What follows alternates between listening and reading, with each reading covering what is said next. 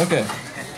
So thank you everyone for coming out. This is a very interesting configuration of people in this room. So I'll try to hit everybody. So this is going to be a very, very condensed version of the history of the space race. So there is a lot that went on in the space race. I'm going to try to give you the key highlights of it, but absolutely I'm not going to be able to cover everything because there's just really too much that happened. So let's start off at the very beginning. And if we're going to start at the beginning, if we're talking about space, you need to have a rocket to get into space. So the space race, I would say, really started with the V2 rocket. The V2 rocket was a weapon developed in Nazi Germany towards the end of the war, and this rocket really became a target for the US and the Soviets once the war had ended. Not just the rocket, but the engineers behind it, because of the nice thing about it is that you can kill your enemy from a very long distance away, and this acts as something you don't need a pilot to pilot a plane to drop a bomb. You can just press a button and send a missile. So the main goal of the U.S. and the Soviet Union was to develop an intercontinental ballistic missile, or an ICBM, using V2 technology. And so the basis of how an ICBM works is you just take a rocket, you launch it, it goes up into space, and it drops a warhead, and it goes on this ballistic path, which by ballistic we mean it's not guided. You shoot the rocket up, gravity takes over, and it goes and it hits your target. So this was the goal of the U.S. and the Soviet Union once the war ended, to try to develop these ICBMs. This was a huge race in both countries. And so once the war had ended, there were several operations by either country. The U.S. had Operation Paperclip and ALSOS, which resulted in the U.S. Acquiring over 1,600 scientists, including Werner von Braun, who was the head of the V2 program. The Soviet Union had a very similar operation where they got over 2,000 scientists and technicians at gunpoint. And so they took them over to Russia, and they were able to develop the bomb, or the missiles. And most importantly, they were also able to capture the V2 construction sites. So not only did they get the engineers, but they also got the facilities where they were making the V2 rocket. So for several years, both countries were trying to develop an ICBM, an intercontinental ballistic missile, using this rocket technology. And it wasn't until 1952 that there was a legitimate scientific reason to build a rocket to go into space. And in 1952, it was announced that 1957 would be declared as the International Geophysical Year, which was set to coincide with a solar maximum. This is when the sun is at its most active, lots of sunspots, lots of flares. So the point is, if you have these international years, you want to promote and perform science across the entire world. So, I think 2009 was the year of astronomy. A few years ago was the year of light. And so 1957 then was going to be the International Geophysical Year. And in 1955, the U.S. had announced that to contribute towards this effort, they were going to launch a satellite into space. And a few days later, the USSR also decided that they were too going to send a rocket into space. And this really actually caught everyone off guard in the West when on October 4th, 1957, the Soviets beat the U.S., beat everybody by launching Sputnik 1 into space. And so this was off of a modified ICBM. So the rocket that took Sputnik up into space was developed as a military missile. This was basically, you just take the missile, you pull out the warhead, you put a satellite in there, and you can launch that into space. And so if you were around back then and you had a ham radio, you could actually listen to Sputnik. That was Sputnik. Those aren't just random beeps. That was the actual signal from Sputnik as it was traveling around the world. And so this was like a huge tear in the Western states. There are headlines everywhere about how the Soviets have now conquered space. What is the U.S. doing? Ironically, the Soviet Union didn't really care too much about this. When this happened, they issued a short little paragraph in their state-run newspaper. And then the next day, they saw how much the Western world was freaking out about this. And so then a few days later, they had a giant full-page articles about how great the Soviets were and all the technology that they were doing. And so, of course, the U.S. has to respond to this. And the U.S. had been trying to develop a rocket as mentioned before, the U.S. wanted to shoot a rocket up in 1955, and so their project was called Project Vanguard, and this was not a military project. This was not an ICBM. President Eisenhower specifically wanted to keep space separate from military, so he specifically chose not to use an ICBM, even though the U.S. had an ICBM that was capable of going up into space. He went with a Vanguard rocket, and so a few months later, after Sputnik launched, the U.S. launched their own rocket. This is Vanguard TV3. This was live on television, and if you're watching closely, you can notice that there's a few malfunctions here. The rocket's not supposed to blow up. A little while after this, Vanguard launched another rocket, which also blew up. And so the U.S. is now heavily embarrassed. They've got their entire project literally up in flames at this point. And so Eisenhower said, okay, we're going to go with the Jupiter rocket. We're going to go with the ICBM. And so not too much longer after Sputnik 1, 4 months after Sputnik 1 was launched, we launched Explorer 1. And this was able to get the U.S. into space. So now the U.S. is able to have a satellite in space after these rocket failures. But the big thing is not just to send a satellite in space, but you need to send a person, a human. If you want to show that your technology is the best, it's not enough to just send a piece of metal up into space. You need to send a human being. And so both the U.S. and the Soviet Union were both working towards this goal. But again, the Soviets beat the U.S. into space. So in April 1961, on the Vostok 1 rocket, Yuri Gagarin was launched into space and became the first human to enter space. He was on a completely programmed flight. He actually had no control over the rocket. And due to secrecy, the Soviet Union never wanted to publicly announce a launch and then have it fail, so they never announced their launches. Once he went into space and came back, then they announced the launch and declared it a success. Also, there was there's a world record of like who was going to be the first person into space, and for some, the actual industry that watches over this stuff, if they're going to be into space, you have to actually go into space, and then the human being has to be transported down with the actual capsule down to Earth. Gagarin actually ejected from his capsule and then parachuted down, but the government told him, like, don't mention that, say that you were in the capsule, so they were able to claim the world record of going into space first, even though technically, according to the rules, Gagarin actually was not the first in space. He did not transport down with the capsule. So, okay, the U.S. gets slapped in the face again. They have to come back, and so they do this a month later with Alan Shepard in Freedom 7. And the Freedom 7 rocket had actually been planned to launch before Gagarin, but delays had pushed it back and back and back. And eventually, Shepard was able to launch on Freedom 7 a month later after Gagarin went up in space. His flight was only 15 minutes. Gagarin actually took one orbit around the Earth. Shepard just kind of went up and then came back down. But importantly, he was in control of the craft the whole time. So one big distinction between the U.S. and the Soviet piloted programs was that the Soviet programs were mostly pre-programmed capsules with the cosmonaut in there kind of as a passenger. They're not really doing the piloting, whereas with the U.S. missions, they are actually driving the spacecraft around. If you've ever seen The Right Stuff, has anybody seen The Right Stuff? Yeah. All right, a few. So it's a really great movie. I encourage you to check it out.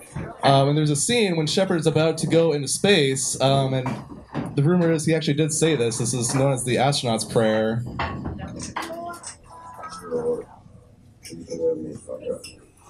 And sorry to the kids. He did make it back, so everything worked out pretty well. So the U.S. again was still kind of smarting from these attacks from being bested by having the first person in space and having the first satellite. So JFK took a very ambitious approach and went to Congress and said, we are going to put a man on the moon before the end of the decade. This was only a few weeks after Shepard's Freedom 7 launch, so this was a very ambitious schedule.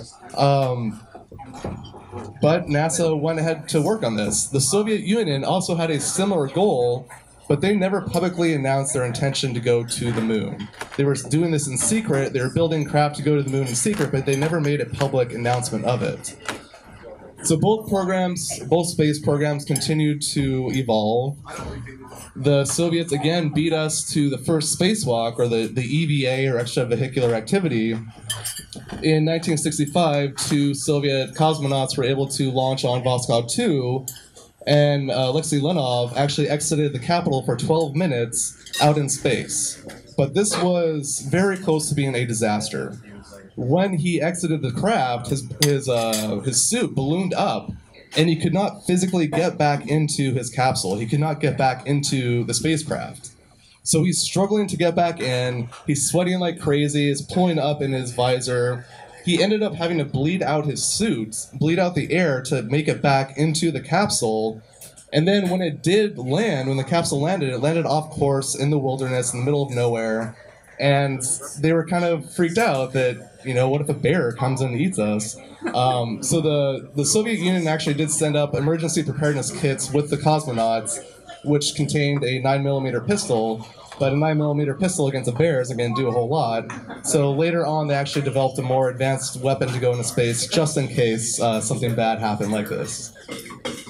So the U.S. response then was the Gemini program. So the Gemini program really kind of took the lead in the space race for the U.S. Gemini 4 completed their own spacewalk 4 months after the Voskov 2 spacewalk.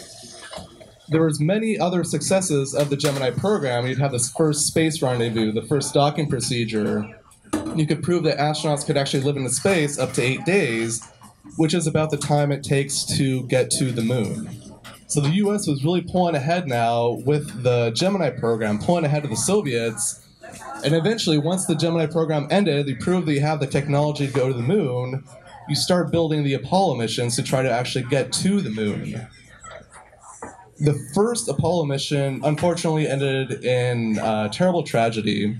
So Apollo 1 was the first Apollo spacecraft built, and the astronauts were not exactly happy about this. They did not really like the spacecraft.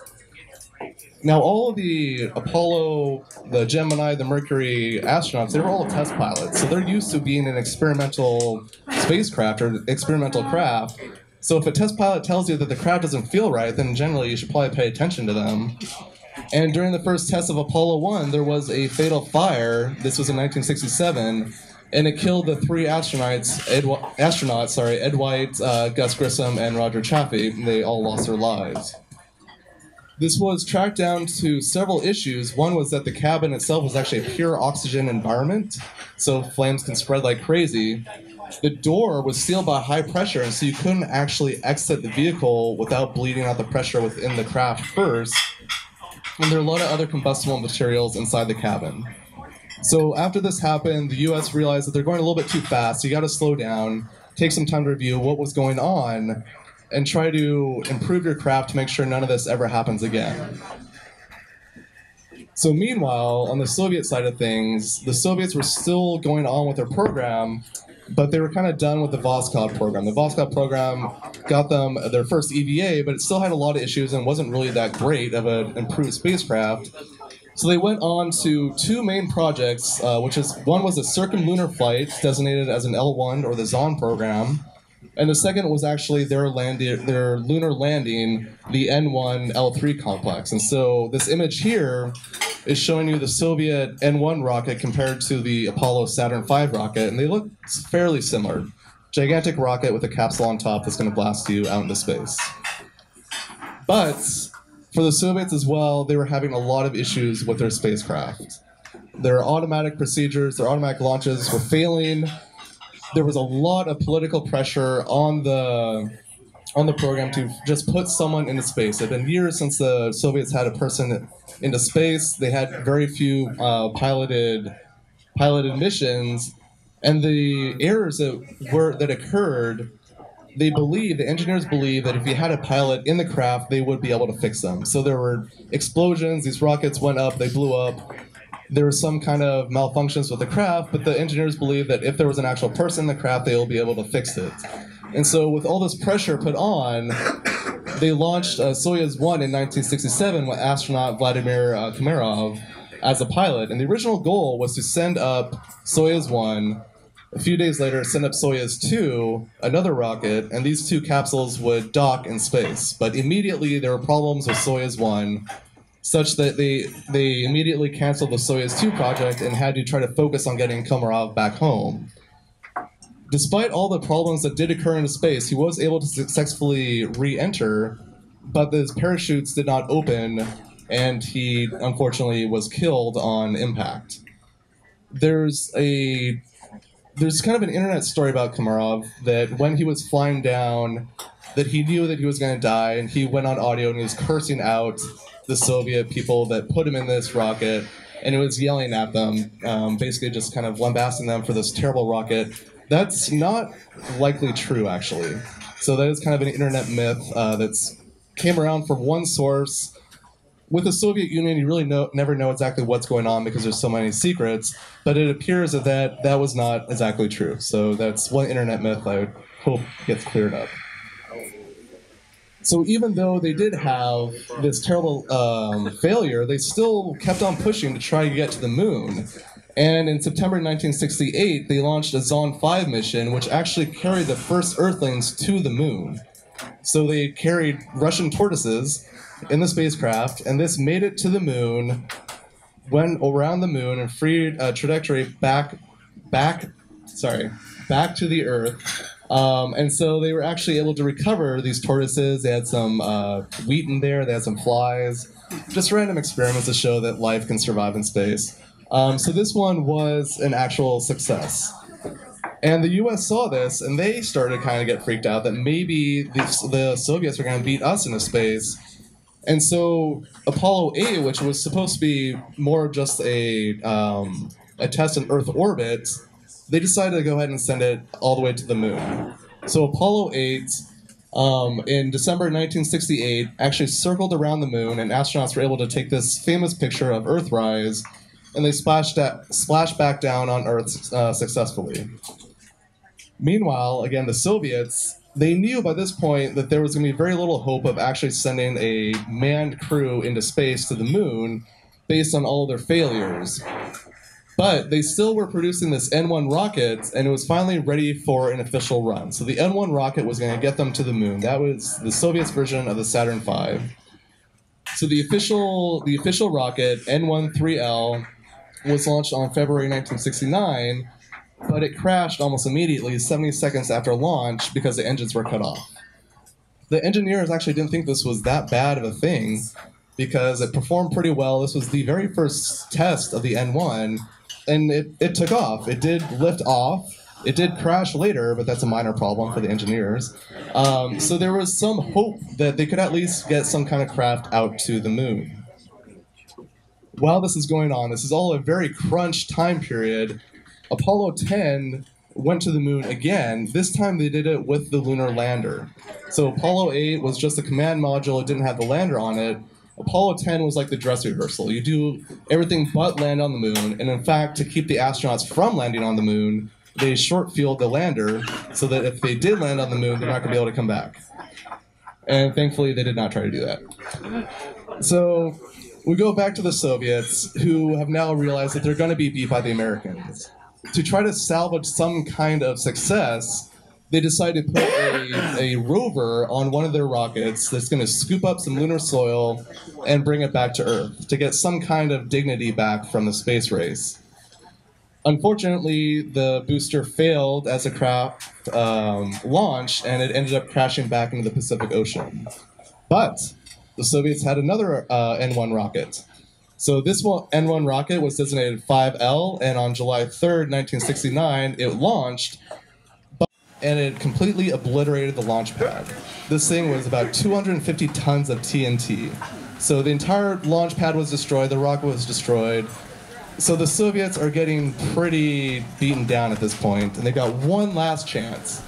They're going to send a rocket on another soil capture mission on July 13th, 1969, again on one of these boosters that hasn't exactly proven itself very well. This one actually did make it to the moon. This was called Luna 15, and they were able to launch on a proton booster to the moon, and this lander was sent down to the surface, but on the way down to the surface, they believe it hit a mountain, and it crashed. So the Soviets kind of got beat pretty bad, unfortunately. And on Apollo 11, we actually did it. July 20th, 1969, we landed on the moon, on the Sea of Tranquility. And so I've got some audio here. This is the audio of Apollo 11 as they're descending down to the moon. So to try to clear up some confusion about what's going on, you got Buzz Aldrin talking about like how he's moving the spacecraft. He's piloting the spacecraft. You'll hear a beep every now and then when Houston comes in and says you got 60 seconds of fuel left. There's a point where you hear him go contact light on. That means that on the bottom of the lander there's this little stick that's basically just waiting to hit the ground, and when that goes off, when it hits the ground, a light comes on. So that's what they're talking about, and I'll play it here. Velocity light. 8.5 down. 220 feet. 15 forward. 11 forward, come down nicely, 200 feet. 4.5 down. 5.5 down. 150 feet. 6.5 down. 5.5 down. 9 forward. Good. 320 feet. 100 feet, 3.5 down, 9 forward. 5%. 100 feet. 875 feet. That's looking good, down a half. 6 forward. 60 seconds. Lights on. 6.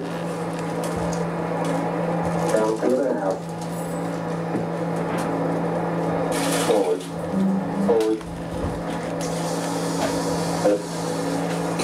30 feet down 2.5. Take up some dust. 30 feet, 2.5 down. Take shadow. 4 forward. 4 forward. Drift into the right level. 6. Down a half. 30 seconds. Forward. Drift. 8.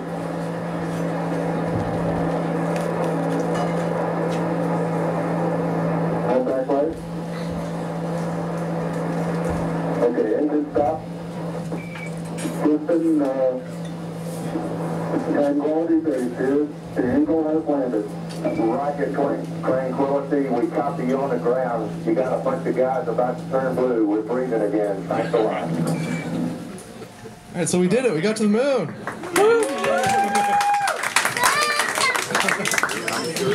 So not only did we go to the moon once, but we went back several more times. So this is Apollo 12, Apollo 13, which had the unfortunate mission where they had to abort, Apollo 14, 15, 16, and 17. So more trips to the moon. And you might ask, well, what happened? We went to the moon. Why are we not going back to the moon? So there's this sign that's it's an antique store up by Atherton. I see it every time I take the bus. 50 years ago we drove cars on the moon. What happened? Well, we kind of happened. The public really didn't care that much about the moon program when it was going on. A Gallup poll in 1965 found that only about 39% of Americans thought that the U.S. should be doing whatever it takes to get to the moon first. And after Apollo 13, after the failure of Apollo 13 happened, the question was, we made it to the moon first, we beat the Soviets, why are we risking lives to go back to the moon? We've got better things to spend our money on.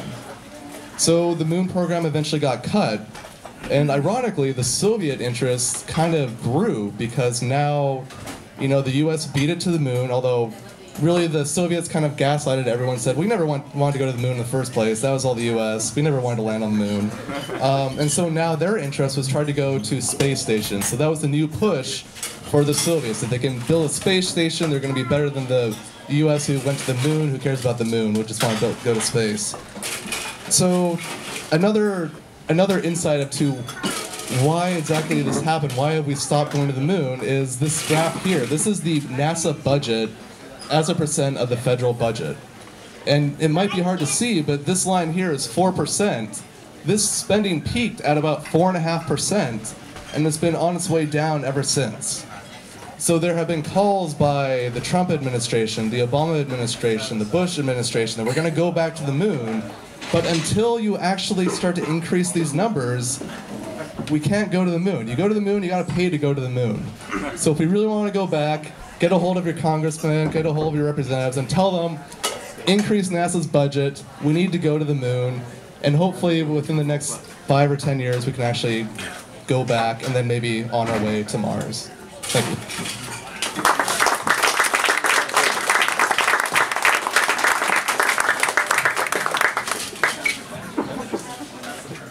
All right, we're going to do some questions now. So if you have any questions, please bring them forward. Any talk of someone like Elon Musk going back to the moon? Or? So Elon Musk going to the moon. I don't know what Elon Musk is. So the question is Elon Musk going back to the moon. Like, what is Elon Musk Or anybody going? Big wallet. I don't think there have been any serious plans to send another human being back to the moon. Even if Elon Musk tries to, I don't think he has as much money as the government does, even at 0.5% of the total budget. They're trying to do a loop. They're trying to do the figure eight. They're trying to go do an orbit and come back. But are they going to try to land? No. Okay. I won't try to land. Not yet. It's at Moon Express, but not a person. Do you think there's any reason for us to go back? Do I think there's any reason for us to go back? So certainly from a scientific standpoint, there are many reasons to go back to the moon. From a psychological standpoint, even to send people, men or women, back to the moon, that would be a huge accomplishment, a huge engineering feat. So I think that there is definitely something to be said to go back to the moon, especially if you want to go to Mars. You should start local before you start going out to more distant places. But that's entirely my opinion. I'm speaking for myself here. What was the operational lifetime of Sputnik? What was the operational lifetime of Sputnik? I think it crashed about a year later. So less than 12 months, I believe. Going off that a little bit, what was the purpose of Sputnik? What was the purpose of Sputnik? To kick the Americans' butts and get into space. There is not very much scientific purpose to it because they actually had to accelerate the program to beat the US. They kind of stripped out a lot of the scientific goals of Sputnik.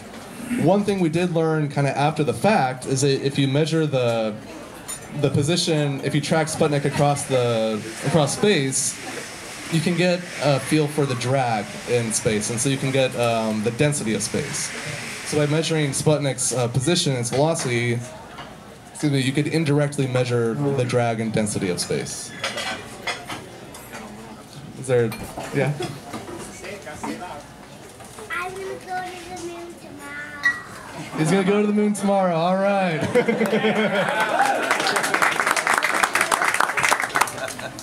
Seems like a good place to leave off. Let's thank Michael again.